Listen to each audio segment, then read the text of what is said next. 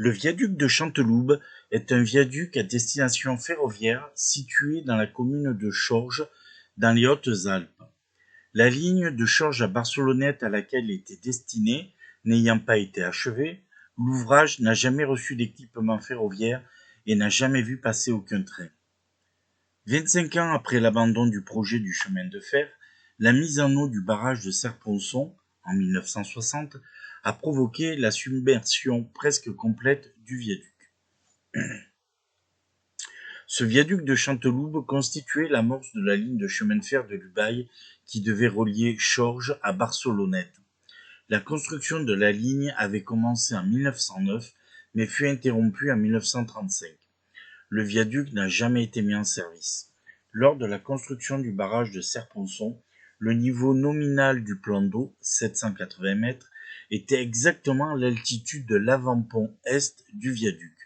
Celui-ci fut donc totalement submergé en 1961, mais il réapparaît au moins partiellement au-dessus des eaux chaque fois que le niveau de celles-ci s'abaisse.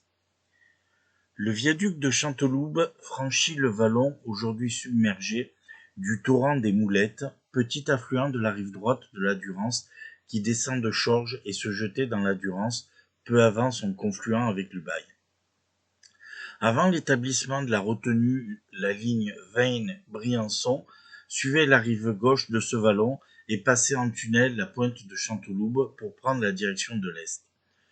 La ligne de Barcelonnette s'en détachait sous le hameau de Chanteloube et amorçait sa descente, bifurquée vers le sud, en traversant immédiatement le vallon par le viaduc, avant de franchir la Durance quelques kilomètres plus loin par un nouveau viaduc inachevé à la date des travaux. Ce viaduc est du type pont en maçonnerie à plusieurs arches. Sa longueur totale est de 300 mètres. Son profil en long est en forme de S inversé avec des raccordements paraboliques de manière à assurer le raccordement de la voie sur chaque rive tout en effectuant une traversée presque perpendiculaire au vallon.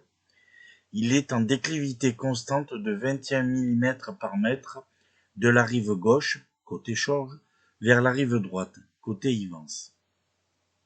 Le viaduc comporte une section centrale de 6 arches principales en voûte légèrement surhaussée de 27 mètres d'ouverture, prolongée de chaque côté par une estacade de 4 arches de 9 mètres et un avant-pont plein.